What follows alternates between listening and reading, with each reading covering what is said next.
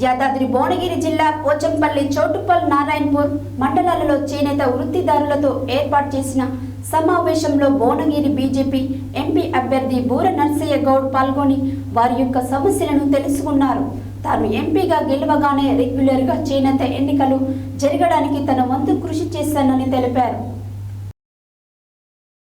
యాదాద్రి భువనగిరి జిల్లా పోచంపల్లి చౌటుప్పల్ నారాయణపురం మండలాల్లో చేనేత వృత్తిదారులతో ఏర్పాటు చేసిన సమావేశంలో భువనగిరి బీజేపీ ఎంపీ అభ్యర్థి బూర నర్సయ్య గౌడ్ పాల్గొని మాట్లాడుతూ చేనేత యాత్రలో భాగంగా చేనేత వృత్తిదారులతో సమావేశంలో పాల్గొని వారి యొక్క సమస్యలను తెలుసుకోవడం జరిగిందని పేర్కొన్నారు. ఎంపీగా గెలవగానే రెగ్యులర్గా చేనేత ఎన్నికలు జరగడానికి తన వంతు కృషి చేస్తానని, పార్లమెంట్లో ఎలాంటి భయం లేకుండా ప్రతి సమస్యను పరిష్కరిస్తానని తెలిపారు. యాదాద్రిలో ఒక చేనేత బజార్ ఏర్పాటు చేయడానికి కృషి చేస్తానని అన్నారు.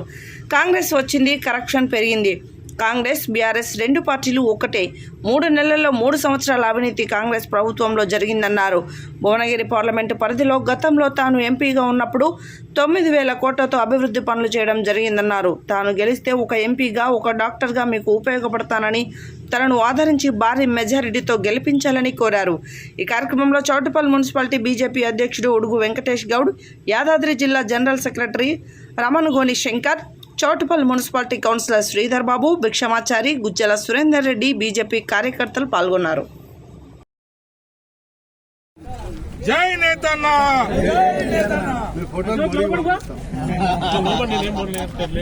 మోడీ గారికి గెలిపిస్తాం కదా.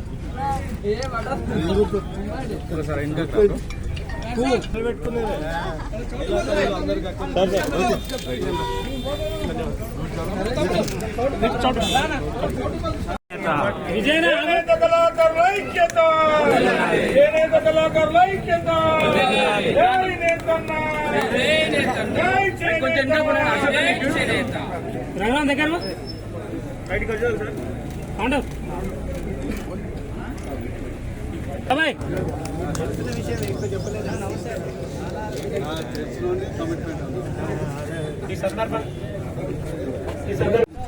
జై నేతన్న,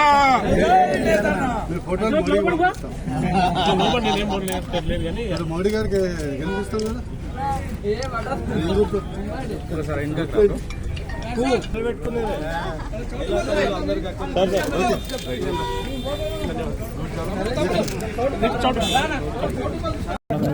భువనగిరి పార్లమెంట్ నియోజకవర్గ ప్రచారంలో భాగంగా చేనేత యాత్ర ఉదయం పోచంపల్లి, తర్వాత కోయలగూడెం, ఆ తర్వాత ఇప్పుడు చౌటుప్పల్లో నిర్వహించడం జరిగింది. ఎక్కడ పైన కూడా నేతన్నల కోసం తీరని బాధ.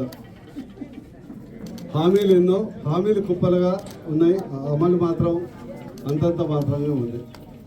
ఈరోజు చేనేత వృత్తి మన భారతదేశానికి ఒక ప్రత్యేకమైనటువంటి గుర్తింపు తెచ్చింది. చేనేత వృత్తి మన భారతదేశానికి అత్యధికంగా ఫారెన్ రెవెన్యూ ఇచ్చే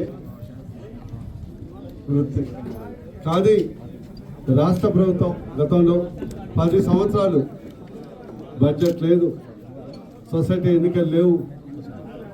ఏదైతే హ్యాండ్లూమ్ బోర్డు, పవర్లూమ్ బోర్డు అన్నారో అది వదిలేశారు. ఇన్సూరెన్స్ స్కీము, నేతన్న బీమా అన్నారు, అది వదిలిపోయారు. అది కూడా ఎన్నికల ముందే చెప్పారు. టెస్కో ద్వారా కొనిపించేది బంద్ చేశాడు. వేలాది కొద్ది మొగ్గాలుంటే వాళ్ళకి జియో ట్యాగింగ్ అనే పేరుతో కుదించి కొద్ది మొగ్గాలే ఉదయాన్ని చేసే ప్రయత్నం చేశారు. ఇది కుట్రపూరితంగా. సొసైటీ ఎన్నికలు కూడా నిర్వహించలేదు 10 సంవత్సరాలు.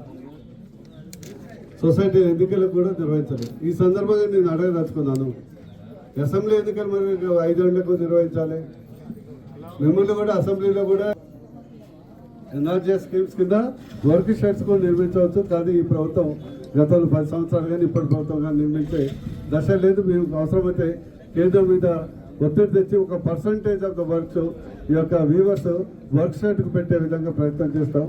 అదేవిధంగా వీవర్స్కు ప్రత్యేక బీమా కూడా కల్పించే ఆరోగ్య బీమా, ఇప్పటి ఎట్లాగా ఆయుష్మాన్ భారత్ 5 లక్షలు ఉంది, ప్రమాద బీమా కూడా కల్పించే ప్రయత్నం చేస్తామని ఈ సందర్భంగా తెలియజేస్తూ, ఇంత ఒకటి మాత్రం, కాంగ్రెస్ అనేది కష్టాలు తెచ్చే పార్టీ. కాంగ్రెస్ అనేది కాలికుండల పార్టీ. కాంగ్రెస్ వచ్చింది బోర్లు ఎండిపోయినాయి, పొలాలు ఎండిపోయినాయి, కరువు వచ్చింది. కాంగ్రెస్ వచ్చింది, కరప్షన్ పెరిగింది.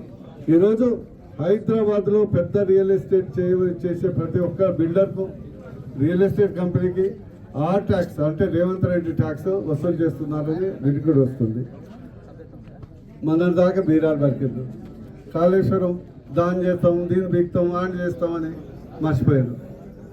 బాహుబలి మోటార్స్ అయితే అటువైపు చూడలేదు.